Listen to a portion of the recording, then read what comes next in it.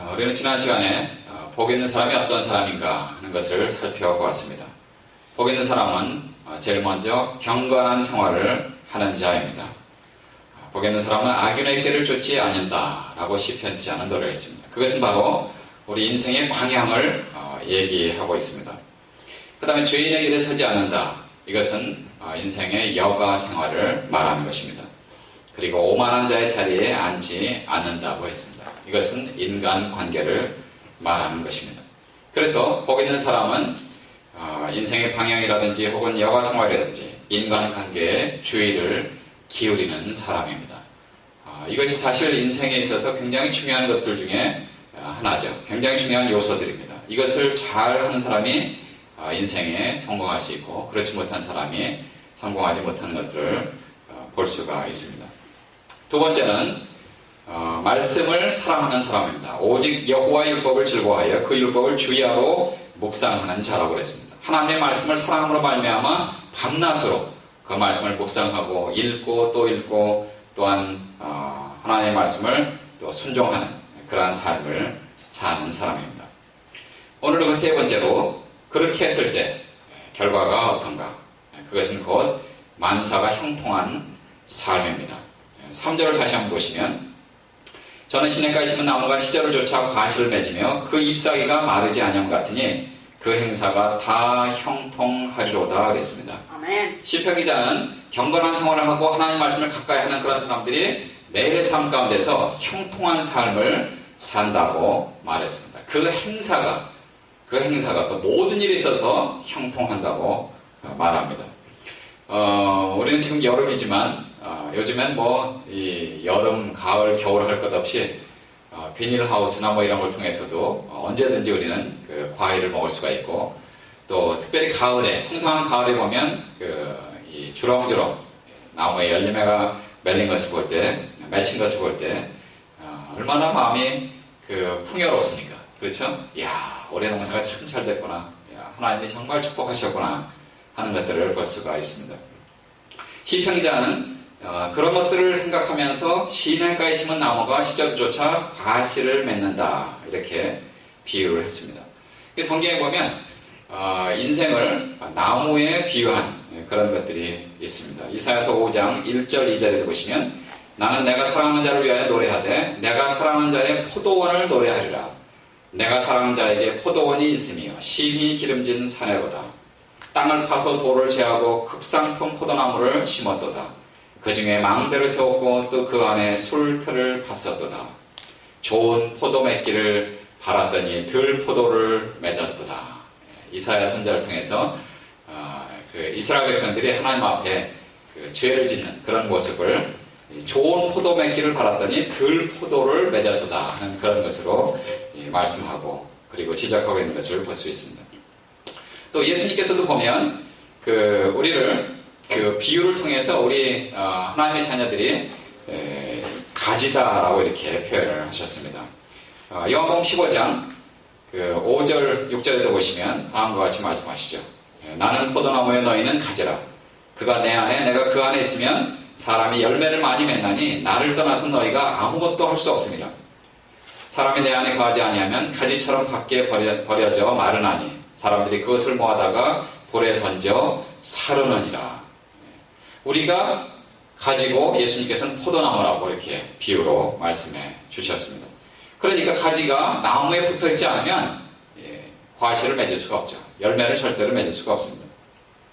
마태복음 7장 18절에서 20절 말씀에도 보면 좋은 나무가 나쁜 열매를 맺을 수 없고 못된 나무가 아름다운 열매를 맺을 수 없느니라. 아름다운 열매를 맺지 아니하는 나무마다 찍혀 불에 던지느니라. 이러므로 그들의 열매로 그들을 알리라 했습니다. 그러니까 우리가 예수님 안에 온전히 거하면 그 온전히 거한 그 가지가 때를 따라 풍성한 열매를 맺는 것, 그것이 바로 우리의 삶이라는 것을 말합니다. 그래서 그들의 열매로 그들을 알리라고 말씀을 하십니다. 시편 기자는 그래서 우리의 삶이 시냇가에 심은 나무다라는 그런 비유로 그렇게 말했는데 사실 시냇가에 심은 나무가 얼마나 좋은지 우리가 알 수가 있죠. 아무리 가뭄이 들고 비바람이 쳐도 그 시냇가에 심은 나무는 언제든지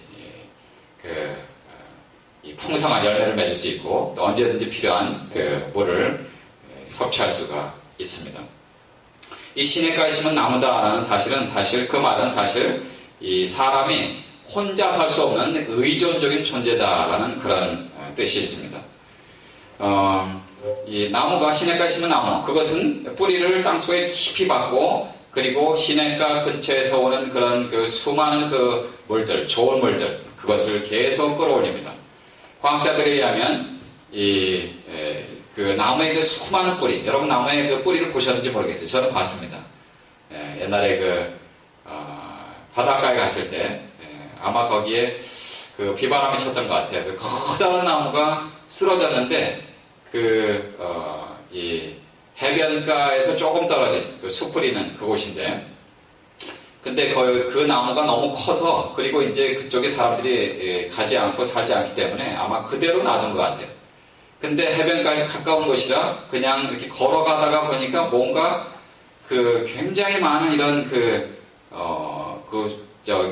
철사 같은 이런 모양들이 거기 보이는 거예요.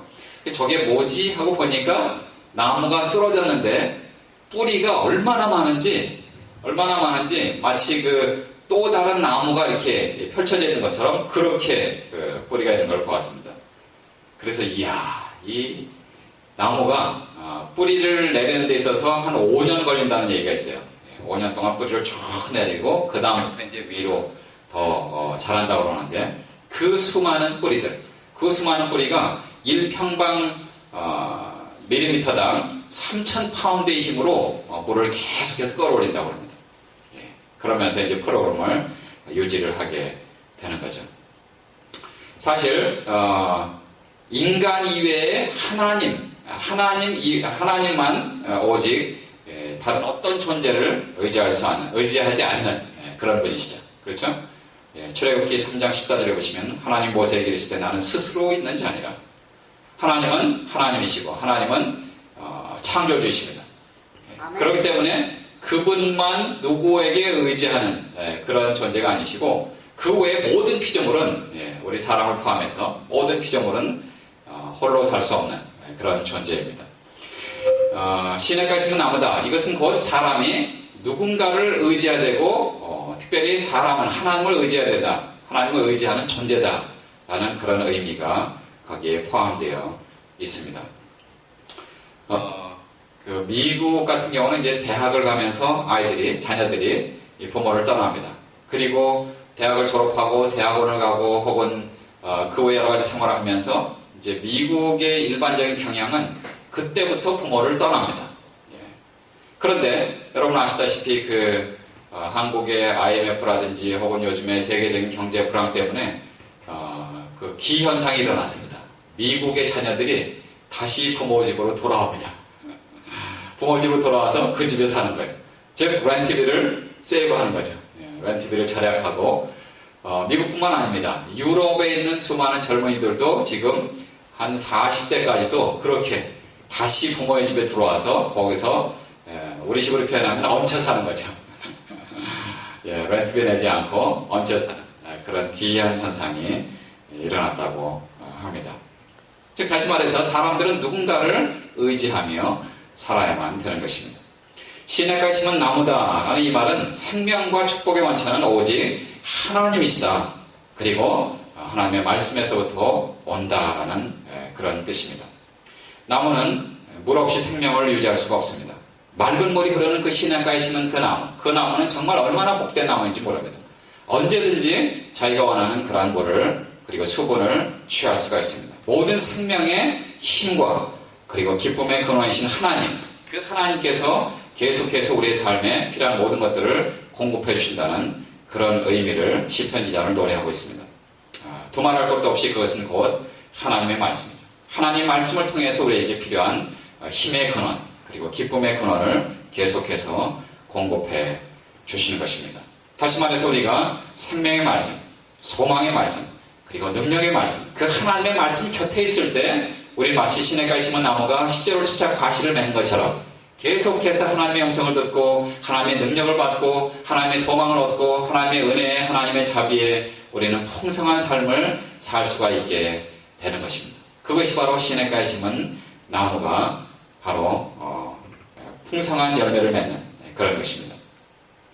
예수 그리스도 그분은 우리에게 또한 생명수를 주시는 분이시죠. 요한복음 4장 14절에 보시면 내가 주는 물을 마시는 자는 영원히 목마르지 아니하리니 내가 주는 물은 그곳에서 영생하도록 솟아나는 샘물이 되리라 그랬습니다. 요한복음 7장 37절에서 39절까지도 또 누구든지 목마르거든 내게로 와서 마시라. 나를 믿는 자는 성경 이름과 같이 그 배에서 생수의 강이 흘러나리라 하리니 이는 그를 믿는 자들이 받들 성령을 가리켜 말씀하신 것이다. 생명의 근원, 생수의 근원이신 예수님, 그분 곁에 있는 것, 전능하신 하나님, 능력의 원천이 되신 하나님 곁에 있는 것, 그것이 바로 우리의 복된 삶이죠. 복 있는 사람은 오직 하나님의 말씀을 주야로 묵상하며 그리고 그 말씀을 순종하는 사람들입니다. 그럴 때 시냇가에 심은 나무가 시절을 쫓아 과실을 맺으며 그 잎사귀가 마르지 아니함 같으니 그 행사가 다 형통하리로다 그랬습니다. 아멘. 한마디로 말해서 말씀 안에 사는 사람은 하나님의 창조의 질서와 섭리에 따라서 번영과 그리고 평화를 계속해서 누리는 놀라운 축복을 받는 거다. 받는 삶을 산다라는 그런 의미가 있습니다. 그냥 한순간으로 끝나는 것이 아니라 계속 공급되는 그 풍성한 그 생명의 완천, 그것이 바로 하나님께로부터 나오고 하나님의 말씀으로부터 나오는 것입니다. 여러분 오늘 아침에 일어났을 때 무슨 생각을 하셨어요? 이야, 오늘 주일이구나. 내가 하나님 앞에 가서 찬양과 경배와 예배를 드려야지. 올해가 일어나셔서 무슨 생각하십니까? 이야, 오늘은 내가 복음으로 세상을 변화시킬 수 있는 그런 놀라운 하루, 새날을 하나님 주셨구나. 금요일날, 토요일날 아침마다 일어나셔서 무슨 생각을 하십니까? 그렇게 말하고 하나님을 의지하고 하나님의 말씀을 읽고 하나님께서 말씀하신 그 말씀대로 순종하는 삶을 매일같이 사시는지요?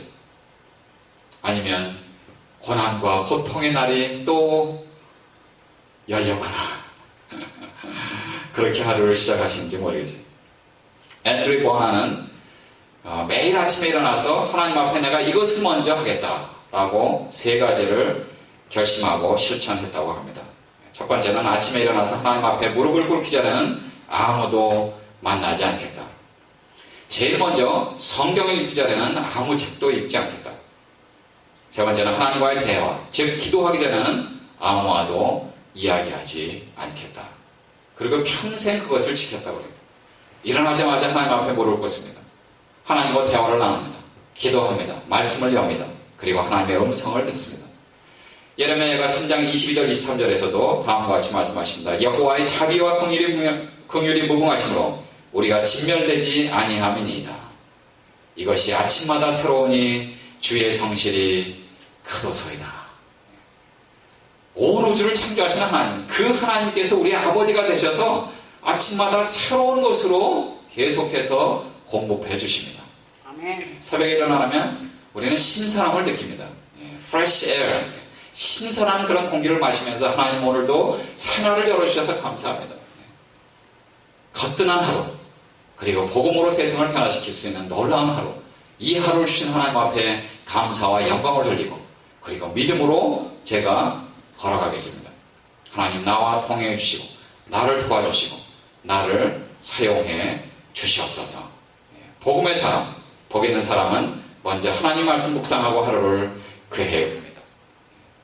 그렇게 했을 때 하나님이 우리와 통행해 주시고 우리를 지켜주시고 그리고 우리에게 필요한 모든 것들을 공급해 주시고 우리를 사용해 주시고 그리고 우리를 통해서 하나님의 온전하신 뜻을 이루어 주실 줄로 믿습니다. 아멘.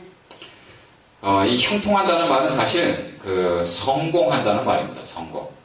우리 인생에서 성공, 모든 사람들이 성공하기를 원하잖아요. 그렇죠? 우리 성공 그러면 뭐가 생각나요? 먼저 돈을 많이 벌었다든지 아니면 뭐 학위를 받았다든지 그건 우리 인간의 그 생각에서 그런 것들, 우리가 생각하는 남들보다 나은 삶, 남들보다 더 조금 잘된 삶, 이런 것들을 보면서 집값이 올라갔다든지, 그래서 더 여유 있는 삶을 산다든지, 이럴 때 우리는 성공했다고 생각합니다. 그러나 그것도 물론 중요합니다. 하나님이 그런 축복도 내려주세요. 그러나 그보다 더 중요한 것은 먼저 하나님 곁에 있는 것, 그래서 내 영적인 삶이 정말 풍성한 삶을 사는 것, 내가 어떠한 생각을 하더라도 계속해서 하나님께서 나에게 생수를 내려주신 것처럼 나에게 필요한 모든 것들을 내려주시는 그런 삶, 내가 하나님 곁에 있기 때문에 그것이 가능한 것입니다. 내가 생수를 부어주시는 예수 그리스도 곁에 늘 거하기 때문에 그것이 가능한 것입니다. 시냇가에 심은 나무를 뽑아서 저 들판에다 심어보세요. 그러면 풍성한 그런 생수를 계속해서 얻을 수가 없을 것입니다. 아마 모르긴 몰라도 그 나무는 몇 년 안에 말라 비틀어질지도 모릅니다. 우리는 아까 뿌리 얘기를 말씀드렸는데, 뿌리가 상한 그런 부분들을 보면 우리 그걸 모르죠, 사실. 그러나 잎사귀가 그것을 보면 이 잎사귀가 말라 비틀어지고 색이 변하는 그런 것을 볼 수가 있습니다. 그러니까 과학자들은 그것이 왜 그런가 하고 연구를 해보니까 그 밑에 있는 뿌리가 상했어요. 그러니까 물을 끌어올리지 못하는 거죠. 우리 영적인 삶도 마찬가지입니다. 뭔가가 좀 이상이 있다. 그러면 벌써 우리가 말씀 곁에 있지 않다는 그것이 증거가 됩니다. 우리가 예수 그리스도 곁에 거하지 않는다는 그러한 증거입니다. 우리가 하나님 안에 온전히 거하지 않는다는 그런 모습을 우리는 역으로 볼 수가 있습니다. 그래서 모세가 시내산에서 하나님과 40일 동안 하나님과 대화를 하며 하나님을 만났습니다. 그래서 대화를 했을 때 어떻게 했어요? 백성들은 모세가 없다. 그래서 금송아지까지 만들었잖아요. 그러나 하나님을 만난 그 모세의 얼굴은 광채가 났다고 그랬어요. 광채가 났다고 그랬어요. 그러니까 우리가 말씀 곁에 있을 때, 하나님 곁에 있을 때, 예수 그리스도 곁에 있을 때, 성령 하나님 안에 온전히 거할 때, 우리 얼굴은 하나님의 능력으로, 하나님의 사랑으로, 하나님의 은혜로, 하나님의 자비로 충만할 수밖에 없습니다. 빛날 수밖에 없어요. 그럴 때 주변 사람들이 느낍니다. 그래서 형제님, 오늘 아침에 주님 만나셨군요. 자매님, 오늘 아침에 하나님의 말씀을 묵상하고 나오셨군요. 그것이 눈에 보여요. 그러나 그렇지 않은 사람들 보면 얼굴에 늘 근심이 있어요. 하나님을 가까이 하지 않는 그런 모습이 얼굴에 나타나는 거죠. 그런 사람들 보면 하나님을 의지하기보다는 자기 자신을 의지하고, 하나님을 의지하기보다는 사람을 의지하고, 그런 모습들을 볼 수가 있죠. 여러분, 우리가 부족한 것이 많은 것이 우리의 삶이죠. 그렇죠? 사도 야고보는 그래서 너희가 지혜가 부족하면 꾸짖지 아니하시고 후히 주시는 하나님께 구하라. 야고보서 1장 5절에서.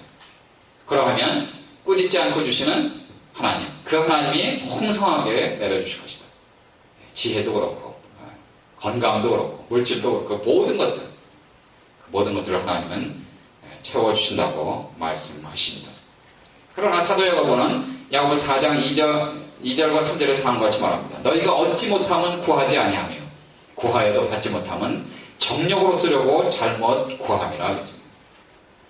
많은 사람들이 구하긴 구하잖아요. 그렇죠? 하나님 믿습니다. 하나님 내게 건강 주시고 물질 주시고 모든 것들을 내려주십시오. 계속 그러죠. 그러나 그것이 내 개인 욕심을 위해서 구할 때 그것은 잘못된 것이다 라고 사도 야고보는 지적을 하고 있습니다. 우리가 하나님의 영광을 위해서 살겠습니다 하고 기도하고 하나님 앞에 구한다면 하나님 우리에게 시냇가에 심은 나무가 시절조차 과실을 맺는 것처럼 풍성한 모든 것들을 내려 주실 줄로 믿습니다. 하나님 곁에 풍성하게 또 예수 그리스도 곁에 계속 거하심으로 시냇가에 심은 나무가 시절조차 과실을 맺으며 그 잎사귀가 마르지 아니함 같으니, 마르지 않는다는 이 말은 그냥 한 번으로 끝나는 것이 아니라 계속해서 푸르름을 유지하는 그런 것입니다. 우리도 이 아틀란타에 살면서 이 주변에 있는 그 푸른 나무들을 보면 얼마나 좋습니까? 이 초록색이 우리 눈에도 좋다고 그래요.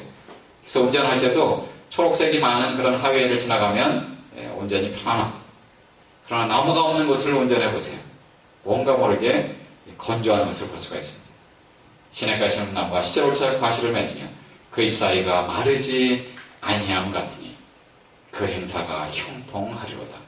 매일의 삶 가운데서 풍성한 삶, 형통한 삶, 그리고 성공적인 삶을 사시는 지구촌의 온 가족이 되시기를 주님의 이름으로 축복합니다. 아멘. 기도하시겠습니다.